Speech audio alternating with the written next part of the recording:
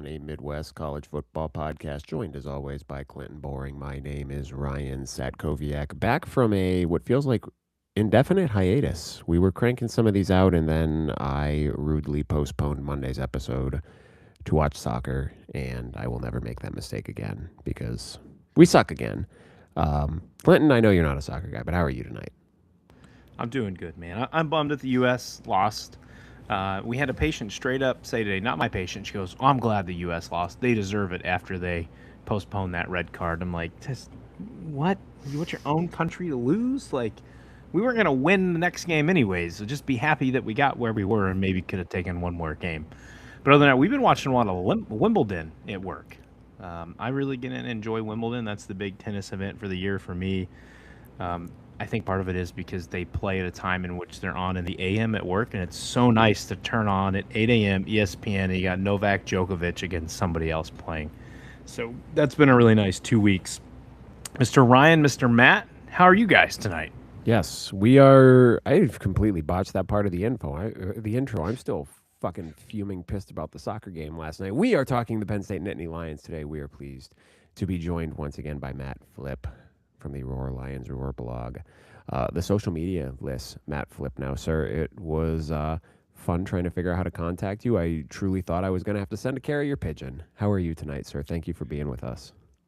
Excited to be here. I accept carrier pigeon. There are several birds that live directly outside of my third floor apartment, and they ruin everything for me. So I would have totally gotten that. No, quit social media pretty cold turkey. I was telling you guys before we hit record, right around the time of my honeymoon, because I logged off when we landed in Hawaii for my honeymoon last October, and I'm like, I'm never bringing this back. And it has been amazing. But I will say, as a Gen Zer through and through, it's frustrating to have no outlet for takes. That's not just like me ranting to my wife about college football. So I'm excited that we're back with the college football season 60 days away to get some takes off. So I'm happy to be here for, I think, the fifth time.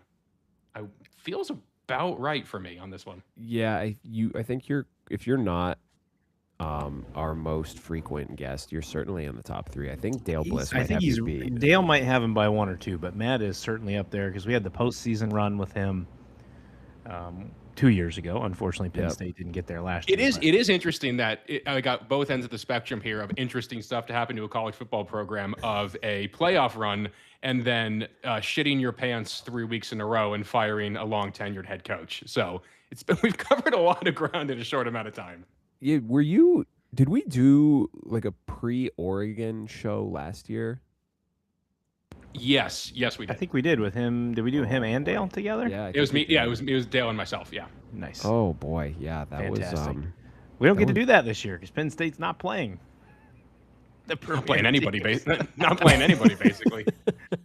But we do, at least tuning in right now. We have our friend Kirk tuning in, who's a Virginia Tech fan. Matt. You can tell him as he's live watching how much he's going to enjoy James Franklin coaching his team. Listen, if you want someone to right the ship, you're doing great. Everything after that, we'll see. I mean, listen, I was a Franklin guy to the end. I think he's going to do great at Virginia Tech. I've been to Virginia Tech. Great campus. It is a lot like State College in that it's in the middle of nowhere, which is, I think, like a very unique thing to a couple of schools that should have probably been in a conference together in like the 90s. When they tried to form that conference. Yeah, I think Franklin's going to do great there. I really do. I think it's weird that Pry's still there, but overall, I think he's made a lot of really smart moves so far. That was really strange. I don't know how I'd feel about that as a guy. Like, this place just canned me as head coach, but also I'm going to come back and do just coordinating. Didn't something out... I know the Petrino one, but wasn't there someone else this offseason who went somewhere where they got fired? And I can't remember who it was off the top of my head. Now this is going to bug me all episode. Probably someone on like the old Pac-12 trying to rebuild. Someone with Stanford, maybe. They're doing all weird stuff. Who knows? I could see that. It's going to hit me in like 3 days, and I'm just going to randomly tweet from our account just this name in all caps. It's going to be like, Tavita Pritchard! Like, what the hell is he talking about?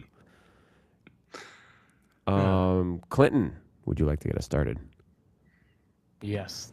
Speaking of coaches, Penn State, excuse me, guys, has now entered the Matt Campbell era.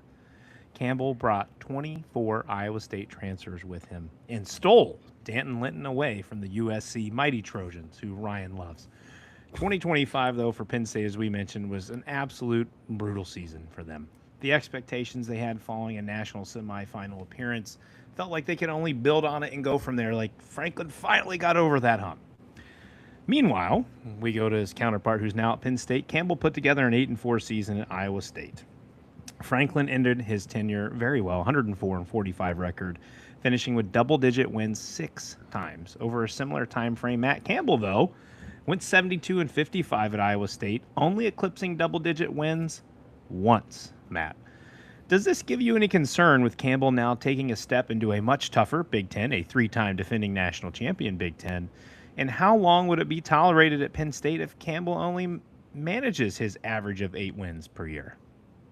Yeah, this feels like finally the appropriate time to like really think about this, because the Penn State coaching search for like 2 months was them publicly stepping on rakes for a while and trying to land all these different kind of guys and nothing ever working out.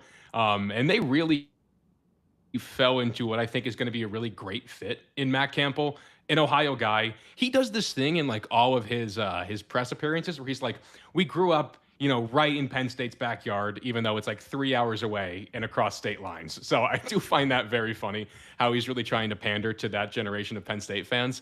But to answer the first part of your question, Clinton, like comparing the 10-win seasons, it feels somewhat like comparing apples to oranges, just because it's a lot easier to win 10 games at Penn State than it is at Iowa State. And I get Iowa State's in the Big 12, which, although it is, you know, a great league, it's not the Big 10, and especially not the modern Big 10 with all these West Coast schools that have come in. So I don't necessarily think it's all that different to what Penn State had when they hired James Franklin from Vanderbilt. Like, it feels very similar of, we're bringing in a guy who can hopefully punch above his weight class, and we're hoping that that process and that system translates well in this different league. So, you know, I think there's always going to be that natural comparison to James Franklin. And if, let's say, you know, Campbell goes 8-4 3 years in a row, I think he can totally weather that storm. But it won't happen this year by nature of the schedule. But one of those 8 wins a year has to be the right kind of win. Like, it can't be an 8-4 where you're beating up on, no disrespect to Purdue, or I know Northwestern beat Penn State last year, and I'm terrified of them again this year because of the Neuheisel guy calling plays again after he put the Penn State defense in the tickle chamber for an entire afternoon at UCLA. So I do think that if he wins the right games, he can exist in the 8-4 for a little bit. But I do think that this is going to get antsy if he's not competing for play. I mean, hell, he could compete this year with this schedule. Who knows? But if he's not, you know, competing at the level Franklin had them at for the majority of the end of his tenure, I think he might have like a roughly 4-year leash, especially if recruiting doesn't go the way you want it to. And I know recruiting is way different now with the portal, but, you know, he's going to be graded on a much steeper curve from the jump than Franklin was. But that's the job. That's modern college football. If you didn't want to be graded on that scale, you shouldn't have taken this job. So I think it'll work out really well. I don't know if this necessarily raises Penn State's ceiling than compared to what it had under James Franklin, but considering how that search went, the floor definitely didn't get any lower. And that's about as good as you could have asked for by the end of how that coaching search went. I get, like, this could probably sidetrack the entire podcast with just a discussion on this, but just kind of briefly, what was your take on the whole search in general? Because it felt like the end result was good, and they got a guy that they should be happy with, but it felt like the process, the path that they took to get there left a lot to be desired, and it almost made it feel like, hey, this is a guy that if we went out and he was our number one guy and we got him, everyone would be happy. But now that we've publicly very much whiffed on, you know, X, Y, and Z, it feels like we're settling almost. I mean, great result, bad process, and there's something to be said for that. Like, if this works out, no one's going to remember the process. Like, no one's going to care that Satake basically said, no, I don't want to leave BYU to go to Happy Valley. Like, no one's going to remember that you really tried to get an Elko, really tried to get a guy like Kalen DeBoer. Like, no one's going to care if it works out. Pat Kraft, I think, while he is an outstanding fundraiser and has done a lot of really great things in terms of like the stadium renovation, which is wildly important, the way he's handled some big time coaching searches is like Penn State basketball when they lost Micah Shrewsbury to Notre Dame a couple years ago, and now with this, has kind of made it feel like he's drinking from the fire hose a little bit. And it was, I think, frustrating for a lot of Penn State fans to see no real change in approach. Maybe that's not the best way to word that. But it was tough to see another poor coaching search in one of your two revenue sports. Like the only sports that really fund this thing, to have another bad search after a lackluster basketball search a while back, I think did not inspire a lot of confidence. But again, if the outcome works out, no one's going to care. Well, Notre Dame might have saved Penn State from themselves with Micah Shrewsbury on that one because that has not worked out at all. Yeah. Part of the fascinating thing to me, at least in 2026, and I mean even the last couple of cycles about these head coaching hires, and we talked about this a couple shows ago. I don't remember who we were discussing this with, but it almost feels like now some of these hires are based on what you can also bring from a roster standpoint. And I think the gem of this, or the potential gem of this portal class for Penn State is Rocco Becht coming in, presumably to be the starting quarterback after he started the last 3 seasons for Matt Campbell at Iowa State. 39 career starts, 26 career wins. Had off-season shoulder surgery on his non-throwing shoulder, but we're assuming he's probably going to be ready for camp. He gets his offensive coordinator from Iowa State coming over too. What are your expectations for him in 2026 for a guy who has a ton of experience, but he also took a bit of a step back last year when Iowa State graduated 2 pretty good receivers to the NFL and now is going to be facing, maybe not necessarily with his schedule, but in general in the Big Ten, a tougher defensive slate than you necessarily get in the Big 12? Yeah, a couple of things here. On the Becht point, he started off the year really hot. A really nice win in Ireland over Kansas State. And then the injury hits, and then his numbers just go down, down, down. Like, you can tell he was pretty beat up. I want to say he had an injury on his non-throwing shoulder as well. And he was getting like treatment up until right before kickoff for the latter half of that season. So I do think now that he's fully healthy, that should be very beneficial to him. One thing that I do find very funny about Rocco Becht is after a brief hiatus with the 6'5" stereotypical pocket passer in Drew Aller, we are back to classic Penn State quarterback situations. In that we now finally have a like 6'1", 6'2" guy who maybe won't go that high in the draft, but he's going to take some hits. He might make some crazy decisions, but he's going to be fun as hell to watch for a lot of it. In like the McSorley Clifford role. I do think there's a lot to really like about what Rocco Becht is going to be able to give you as a quarterback. Number one being a stabilizing force for an offense that needs to replace 4 starting offensive linemen, a third year in a row with a completely revamped receiver room, to have the guy calling the shots, be a guy who's been in these situations. The guy's won a Pop-Tart Bowl. Come on, guys. This is the kind of guy who he's run the gauntlet before, and I get it's not been the Big Ten gauntlet, but he's taken hits. He's gotten up. He's the kind of guy who can get everybody on the same page fairly quickly. And by nature of how James Franklin liked to schedule these seasons out, years ago, it's a pretty light way to start. So I think easing Becht into everything and having him be the captain of this offense for a little bit, I think is going to set them up for a ton of success this year. And after how frustrating the Penn State offense has been the last couple of years, having a quarterback that is kind of just a run and shoot kind of guy, more so than like a guy terrified to throw over the middle or more than 8 yards down the field sometimes, I think is going to be a pretty nice breath of fresh air for Penn State fans. Do you, mentioning the 4 new starters on the offensive line, this is a program that, it falls in with the Michigans, the Notre Dames, where regardless of what's coming back, it just feels like they end up they're going to be a good offensive line because they recruit the position well, they develop the position well. Any concern with 4 new starters on the offensive line? Naturally, but the offensive line, I think, regressed pretty heavily last year. Vega was great, but he was a first-round pick. I will push back, though. I will not take credit for a Penn State offensive line as good as Michigan or Notre Dame's, because those guys always have, I feel like, at least 2 or 3 guys who can go pretty high up in the NFL draft. For Penn State, it's been pretty consistently only 1 at a time. And this year, a lot of people think it's Anthony Donko, the right tackle, back for a 3rd year as a starter. It is 4 starters technically, but Trevor Burr at guard has starting experience at Iowa State. Cooper Cousins has started at Penn State over the years. And then Brock Riker out of Texas State, all Sun Belt pick. I don't know if you guys get the Phil Steele magazine every year, and of course it's Matt Campbell giving quotes to Phil Steele, but Campbell did say he thinks Riker can be the best center in the FBS. So getting an all Sun Belt guy to play up, I think is always an exciting opportunity. And for all of Matt Campbell's, maybe flaws as a guy who's able to acquire talent, and maybe that's a short-sighted comment, given some of the recruiting news coming out of Penn State the last couple of days, but he has done an unbelievable job identifying talent in really weird and unexpected places. Like you rattled off the two receivers Iowa State lost last year that kind of led to the Becht regression, Higgins and Noel.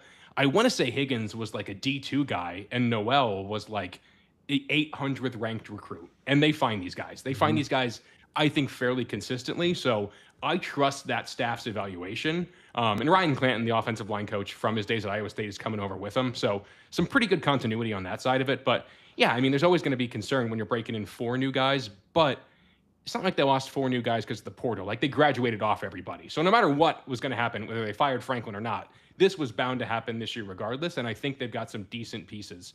And I'll give a little shout out here because Penn State very rarely, I want to say in the entire Franklin tenure, they got 2 5-star offensive linemen.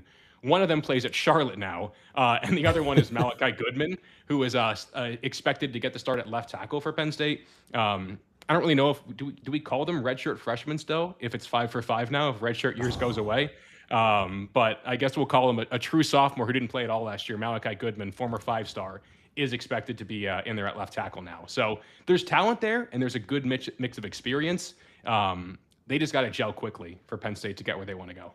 That's a good point. We're going to have to think of a new name for fifth-year seniors. You can't call them a fifth-year senior. There's got to be a new name for this, since everyone technically can be a fifth-year senior now. Mm-hmm. Somebody will come up with it. Transitioning into question number 3. Campbell did bring in some of Beck's favorite targets with him, including 3 leading pass catchers from Iowa State last year. And again, I apologize if my hillbilly tone botches these names. Brett Eskildsen, Chase Sowell, and Benjamin Brahmer. Talk a little bit about those 3 for people who may not be familiar with them, and maybe any other pass catchers that you have your eyes on for this Penn State team in 2026.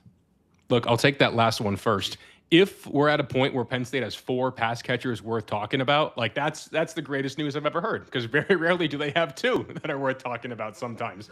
But, bringing in these guys that have this experience with Rocco Becht, I mean, it all starts with Ben Brahmer, this 6'7" matchup nightmare of a tight end, getting him to come over alongside Gabe Burkle, another guy who played a ton in that Iowa State offense last year. It's a Penn State offense. Like, they're going to want to run the ball, and they're probably going to go through the tight end a lot. And when you have guys like Brahmer and Burkle, I think that's a pretty smart winning strategy. You can make a lot of comments on guys like Sowell or Eskildsen if they're going to be able to translate well playing against bigger, more physical Big Ten corners.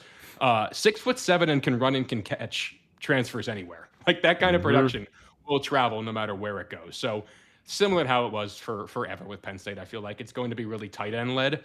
But I do think a guy like Sowell especially is exciting because Penn State has very rarely had the kind of big receiver who can just go up and get it. Like, it's been incredibly rare for Penn State to have a guy on the outside that they trust, throw it up and make a play. Like, Indiana did that in the playoff with an insane amount of fearlessness. Like, Clinton in the oh my goodness, the Big Ten title game, was it Cooper on a back shoulder throw on like a third and intermediate situation that he made a play that kind of extended the drive and basically won Indiana the game? I could be misremembering that. I think that was the game.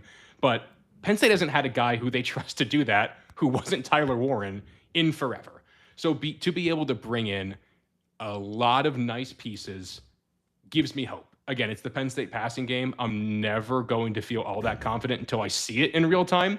But, bringing in those 4 guys, Kobe Howard's back, there's enough there where I think they can be dangerous. But I feel like that's been the case for Penn State for a long time. So I think the real story here is, will new offensive coordinator Taylor Mauser call a game more fearlessly than Andy Kotelnicki? And I think he's going to, because we've seen proven production from Sowell, from Eskildsen, and from Brahmer. So a lot to like there, more so than I feel like we've had in the past couple of years. Matt, I believe that was Charlie Becker who was torching Jermaine Matthews' ass down the field. Who got that back shoulder. That's like a Becker specialty, is that back shoulder. I try not to remember that game too much. Again, shout out Indiana fans. Congratulations on your national championship. But that doesn't mean the non-neutral podcast host deep down in my soul was not disgruntled at all about that Big Ten title loss. Speaking of Ohio State, it ties into Penn State, the running back room. We have Hansen, who was a near 1,000-yard rusher in 2025, while James Peoples kind of fell to the wayside at Ohio State. There was a lot of expectation, I can tell you, for him coming in to last season. And, of course, Bo Jackson burst on the scene. Isaiah West came on, and then they have C.J. Donaldson, who came in from WVU, but really didn't kind of find his place as the season went on at Ohio State.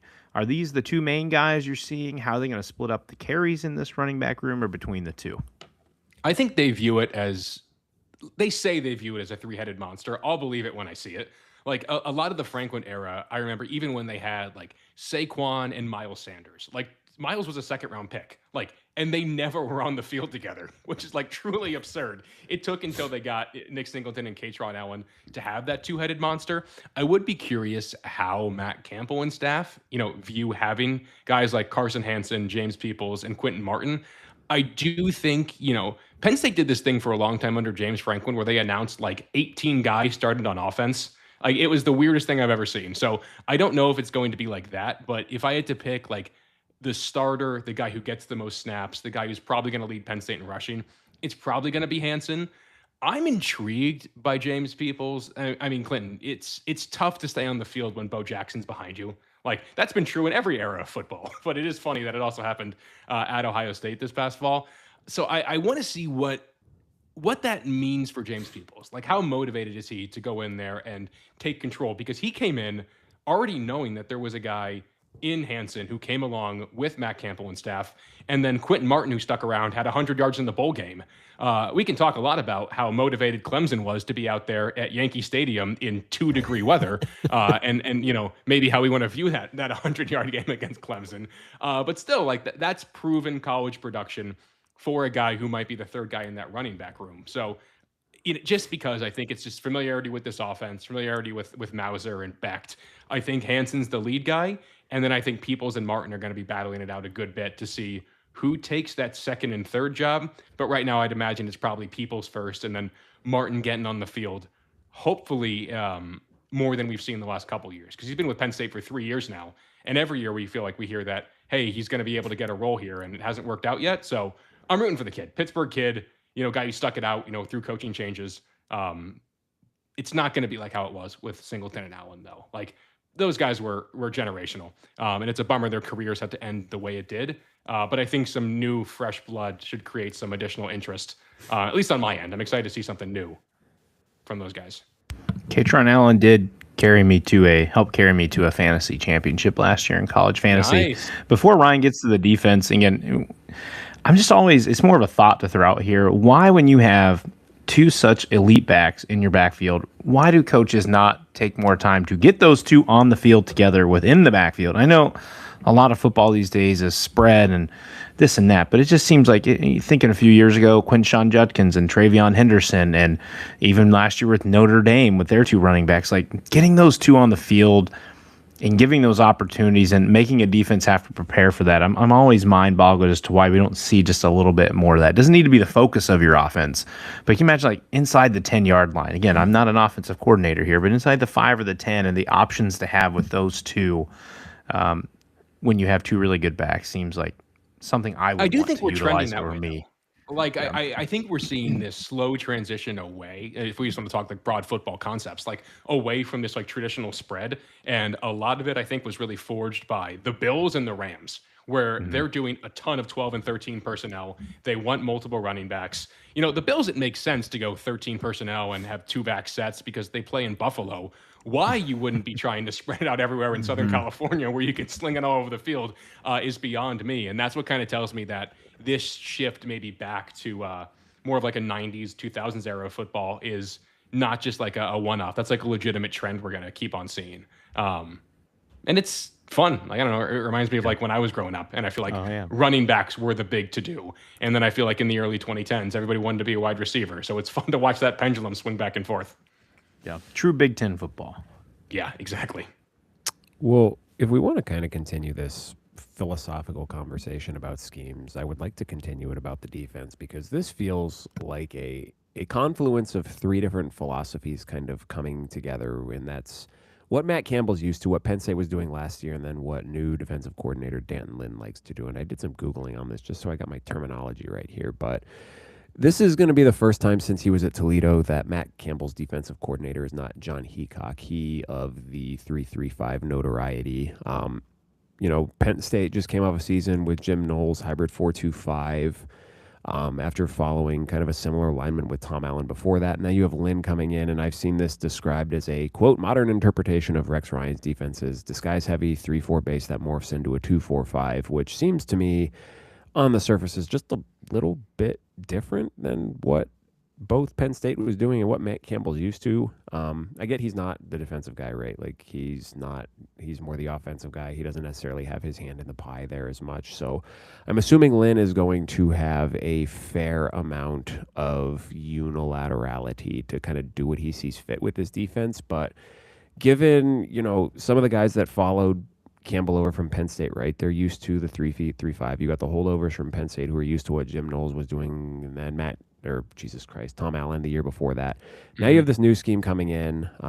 Guy's a really good defensive coordinator, right? Like he made UCLA's defense really freaking good. And Penn State tried to get him like 3 separate times. They tried to bring him home. He's a letterman. And for one reason or another, he did not want to work for James Franklin. Now that Franklin's no longer here, all of a sudden, Denton comes home. We've removed that impediment. And, say what you want about USC's defense. I don't think that was on him. I think that's just a Lincoln Riley thing. But what have you kind of gathered early returns on Lynn being back, how he's fitting with the current roster, and what you expect from this defense this year? Yeah, the biggest thing that I think Lynn is doing that's kind of a shift for what Penn State fans are used to. For years, Penn State, maybe part of it was out of necessity because Larry Johnson was eating their lunch money recruiting defensive ends all around Pennsylvania, Ohio, New Jersey. But they had skinny, speedy edge rushers for a long, long time. Shaka Toney was a great example of this. Adafe Owe, back when he was Jason Owe at Penn State, was a great example of this. Abdul Carter was a converted linebacker. Like, he was not this 6'6", massive hulking figure that I think Danton Lynn wants out of his defensive ends now. So right off the bat, I think that's going to be a pretty interesting fundamental change. Even though they lost defensive line coach Deion Barnes of South Carolina, they did a truly fantastic job retaining edge rusher talent, which I'm shocked by. Max Granville, who I don't know if you guys remember back when Penn State played Boise State in the playoff game, after Abdul got hurt with the shoulder injury, Max Granville, who was a reclassified true freshman at the time, was the guy they pulled off the bench to come in for Abdul Carter. After spring ball last year, Max tears his ACL. He misses the entirety of last season. He's on the shelf, and the new staff, despite the fact that Granville's from Texas, was able to retain him, which I think is a massive win. Ivan Kemaju, that was another great win for them to get, a guy who's a little bit bigger, a little bit bulkier. We'll see what little LeVar Arrington II can do. He's just still so skinny, man. Like, he is not, I think, big enough yet to make all that big of an impact. Maybe in the old system, that would be the case, but not so much anymore. And a couple podcasts ago on my own podcast, my co-host Bill and I, we did a draft of the players most important for Penn State to retain. And my co-host Bill had first overall pick, and he took Anthony Donko, of course, offensive lineman, played a lot of snaps. My first pick was defensive tackle Xavier Gilliam, because it's really hard to find big defensive tackles who can play, and that, candidly, you can afford in the NIL world. It's a lot cheaper to keep a guy than it is to bring someone in. And I did not think it was possible for Penn State to go out there and land high-level, big-body defensive tackle prospects, and they did it. Like, they got Armstrong Nwodim from Oklahoma State. They got a couple of guys from UCLA. They got a couple of guys from Utah. They were able to go out there and bulk up along the defensive front. So I would not be shocked at all if they did a ton of 4-3. I know the 3-3-5 was big because Iowa State loved playing all those safeties. I don't know if necessarily the third best safety on the roster is as good as the third best linebacker on this roster, just because Tony Rojas is back, Caleb Bacon's there. Oh my God, who else am I forgetting? I'm forgetting all these Iowa State guys. But long story short, I think this is going to be they went more 4-2-5 last year, I think by nature of what they had in the linebacker room. Alex Tash, that's a guy I'm forgetting. Penn State was able to retain true freshman last year who started for him coming off an injury. I do think it's going to be a lot of 4-2-5. think they're going to be a lot bulkier. And I think that they're going to have a great time with these two incredibly talented safeties in Neal and Cooper that came over from Iowa State. And then the cornerback room, which retains Audavian Collins, Darius Dixon, and Zion Tracy. There's enough continuity on the back end for them to handle Denton Lynn's, fairly complex coverage schemes. And then I think they have enough, beef up front to push some guys around, which candidly with a guy who was generously 6'1" and Zane Durant in the middle of that defensive last year, they just couldn't do. So I think Denton Lynn is setting himself up nicely. It's a great mix of young talent, and they got incredibly lucky with a lot of upperclassmen following either Matt Campbell or their position coaches over here to Penn State. So I think Lynn is in a pretty decent spot. And that kind of puts us into question 5. We talked about the transfers on offense. You've kind of brought some of the names that have came back. You lose Durant, Sutton, DeLuca, Wheatley, those guys off the end. I believe A.J. Harris, if I'm saying right, is now in Indiana. A mixture of guys gone. Chaz Coleman gone, also no longer on the Tennessee roster either. So interesting scenario there. But man, I'm dying to see what happens with him. Whatever's going on, I truly wish the kid the best. Yeah, yikes. Yep. And so you got, 12 transfers essentially projected in the 2 deep for 2026, 7 of them on Cyclones following Campbell over here. But again, as you mentioned, and Ryan mentioned in the last question, you kind of got to tap into a new scheme. So how much continuity really helps there, we could see. But even through last year's tough year and in the years prior, defense has always felt like that strength for Penn State. They were 25th last year in total defense, 33rd in scoring D last year, and 41st in yards per play allowed. Again, that's not top typical numbers for Penn State, but when you finish with a year that you had and then losing your coach early in the season, that's still pretty respectable. So, also real quick, with that, you're an Iowa State guy. Like, the Jim Knowles scheme famously is not great in year one. Those aren't bad numbers for year one of Jim Knowles. Like, season went awful, but that wasn't the worst thing in the world. Yeah, I believe when I think we talked about it with you when they got Knowles, and I was reading other things that Penn State people, again, we're all hopeful fans, right? We want immediate results. We want our team to win, yada, yada. And everybody's saying, no, just Ohio State didn't have it. That year one, Penn State's going to get Knowles' system right away year one. I'm like, every stop he has been, the man has literally said himself, it takes 2 to 3 years to get his defense in. You're not just going to walk in and have it. And so, that kind of par for the course there. But when you look at this unit on the whole for 2026, and we can think more statistically maybe where they might finish ranked in the Big Ten combined with schedule, but what are your expectations or what are you reasonably expecting from them in 2026? I mean, listen, when you don't have Indiana, Oregon, and Ohio State on the schedule, buddy, you can do a lot. You can do a lot of good. You don't have to worry about any of those, brother. When you have, no disrespect to like the Purdue's of the world or like whatever Wisconsin's going to look like, whatever's going on with Fickle. Like this feels like a unit that's primed once again. Listen, the Manny Diaz is forever going to be the bar for me. Because I thought that was such a fun way to play defense. They flew around. They got so many turnovers. They had so many great players. Like that's forever going to be the bar. I thought the Tom Allen defense was bad and weird. And then last year was just terrible all the way around. So I think it's going to find a nice middle ground in between. I want to say under Manny, the second year, they were like number 1 or number 2 in scoring defenses. But part of that was because they shut out Iowa at home in one of the funniest games I've ever watched. I don't think that they're going to be on that level, but to say that this can't realistically be, I mean, you guys go through the Big Ten way more, thoroughly than I do. I can't see a scenario where this isn't like a top 6 defense in the conference at least. Like maybe won't crack top 5 just by nature of a lot of moving parts, new defense to learn, but I don't think it's going to be a nightmare. Like I don't think they're going to be stifling, but I think they can be very, very good against a lot of teams on this schedule, which maybe says more about the schedule than anything else. Well, it's like when you think of these things, it's like that's part of the calculus too, right? Like you're looking at a team and it's like, well, they have 6 top 25 offenses in the sport from last year on their schedule. Their defense probably isn't going to look fantastic statistically, and that doesn't really say a whole lot about them. But that was like, I mean, I always bring it back to Notre Dame because that's what I know best. But like you're talking about the secondary last year, and it's like, well, after they played Marcel Reed, who was the best quarterback they played? That was one of the best games I've ever seen in real time. That was so much fun to watch. Yeah. Well, I disagree, Not for but Ryan. No, listen. Objectively, I can say the Oregon game was the worst game for what is it, 57 minutes, and then a yeah. really fun 3 minutes in overtime, brother. I can Yeah, admit that. it's just like the the emotions you feel as a neutral fan watching games like that versus like when you're in it and you're Yeah, dying it's is very just so different. different. But like you look at the schedule here and I I think we can all objectively say that if USC is not going to have the best offense in the Big Ten this year, they're probably going to be top three. But again, we've seen what Lincoln Riley teams do when they travel to the Eastern time zone. They suck and they shit all over themselves. So you have a little bit of an asterisk with that.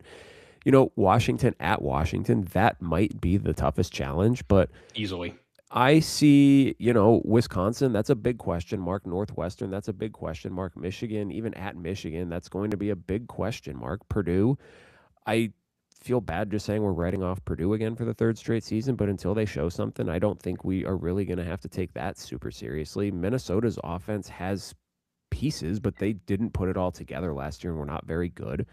Rutgers at the end of the year, we like Antoine Raymond and KJ Duff, but what's the quarterback situation going to look like? Oh, KJ Duff, what a ball player. He's so He's damn so good. he's so good. He's so good, dude. And then you get Maryland at the end of the year, which again, I like the pieces there, but there's a chance that they could either have a lame duck coach or not have a head coach, and everyone is 1-2-3 Cancun. They're already off to the season. So, I mean, there's offenses here that could provide a challenge, but there's also a lot of fat on the edge of this I think thing. that's a great way to word it. And I mean, I do worry that, not that anytime you go on the road for the first time with a new coach, Penn State goes to Temple. I was a freshman in college when Penn State played at Temple in 2015, and I Boy. watched Hackenberg get sacked on a 2-man rush, and I'll never forget it. I think that's when I like almost became the Joker in real time. So I'm always terrified of that. But I do have a lot of nervous energy surrounding that first Northwestern Big Ten game of the year for them, where they go on the road to, what is it, about 35 minutes that way, up to the brand new Ryan Field in Evanston with the new Heisel kid as an offensive coordinator and a reclamation project quarterback in Aiden Childs. That sounds a lot like what happened when they went to UCLA and played Nico last year. So I do hope that they're able to work things out in the non-conference in a way they just didn't do last year offensively. I hope we kind of have the inverse of that this year, where the defense can kind of work out the kinks early and be ready to go, because there's no gimme games in the Big Ten. Like, we can say No. whatever we want. I mean, that was supposed to be the most talented Penn State team of my lifetime, and I watched them lose to a UCLA team that I think lost to New Mexico like 10 days before. So there's no gimme games, and I think that's going to be something that's important for this new staff to always remember. Because, and not to go on a little tangent here, for a long time, Matt Campbell's program, Iowa State, was the gimme game. So he knows what it's like to be on the other side of that coin. So I think it's a very interesting a mental game that's going to happen all throughout the season. Well, I think that's a nice transition to our last question, which is always talking about expectations, because I think the $1 million question with this program now is what is good enough? And, sometimes a marriage runs its course and it's best for both parties to move on. I wrote this in the question because I wanted to make sure I mentioned it. I find the retconning of the James Franklin firing to be just a little laughable nationally, right? Because we went all preseason into the early season last year, everyone talking about, well, this guy can't win a big game, you can't with him, and then they fire him, and it's like, what the fuck you fire this guy for? You think you're gonna do better than that? I'm like, what? Well, you can't have this shit both ways. But you'd make that move, and it almost like it moves the goalpost for the program, right? Because you're sitting there and you're collectively saying, you had to fire the guy with the way they just completely fell apart, but it's almost like you're co-signing on the narrative that what he did in totality ended up not being good enough. And I think that how it ended, there's always going to be kind of that comparison, right? That's a spitting distance away. I don't know if it's fair or not, but if Matt Campbell comes in this year and goes 8-4, you're going to have those people in the national media saying, you fired James Franklin just to go 8-4 again. Again, fair or not. I have seen a fair amount when I do log into our Twitter account of Penn State fans saying, we didn't hire this guy to go 9-3. I've seen a fair amount of, this schedule stinks. Can that make Penn State a playoff team? And I don't know how you kind of marry these different viewpoints in terms of looking at this team in totality for 2026. So when you're looking at it from Matt's point of view, what would you constitute as success this year? What do you expect to see this year? If that something goes wrong and it doesn't hit that, is this going to be a fan base that is going to be patient and say, you know what, this is going to be maybe a little bit of a tougher, initial build than we thought? Or is there going to be some impatience? Like, look, you brought all these guys in with you last year. We just fired this guy for doing, X, Y, and Z, and we didn't bring you here to do X, Y, and Z too. We want A, B, and C.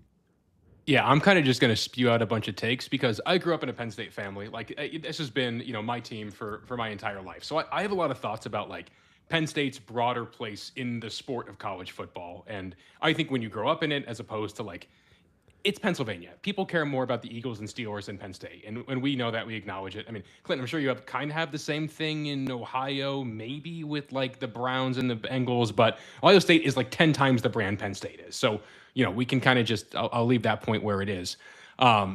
You mentioned that is 9-3 good enough? Penn State is probably a 9-3 program overall. Like if you were to ask me in any given year, what did Penn State go? My most likely guess would probably be, I don't know, probably 9-3. Like that feels about where the program should be. And I am incredibly grateful for James Franklin and that tenure because I remember where the program was when he got there. I remember late stage Joe years where like outside of 2008, it was pretty bad. I really do think that the Franklin tenure was truly as successful as anybody could have hoped it have gone. But with that being said, the time of, thanking him for what he built the program up from has passed. And that's a testament to him. He was so good so quickly that went by the wayside. And it was time, I think, for a break for everybody. Like things had gotten so toxic. The fan base, I think, is going to give Campbell a good amount of grace simply because he does things different than James Franklin. James Franklin was incredibly good at being incredibly annoying about things he needed to be annoying about.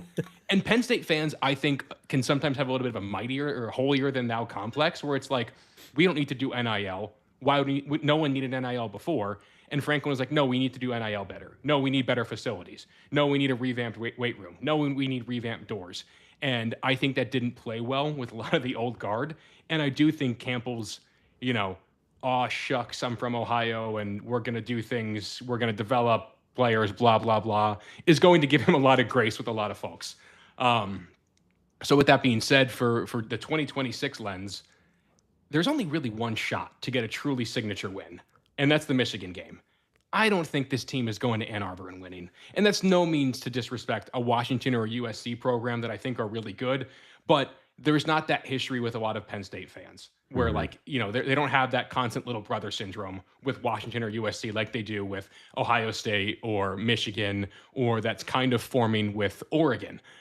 So I do think if Campbell is able to go 9-3, if he goes 10-2, that's amazing. Like that keeps you in the playoff hunt.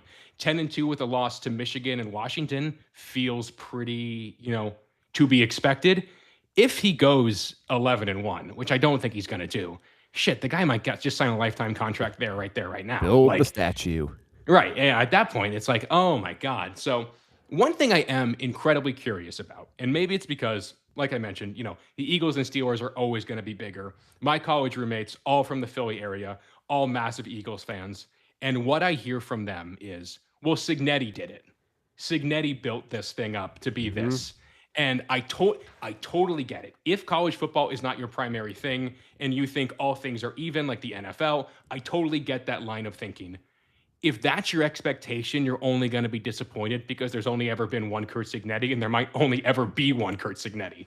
So I do wonder what we're going to have in terms of like the true college football sickos and how they view this season.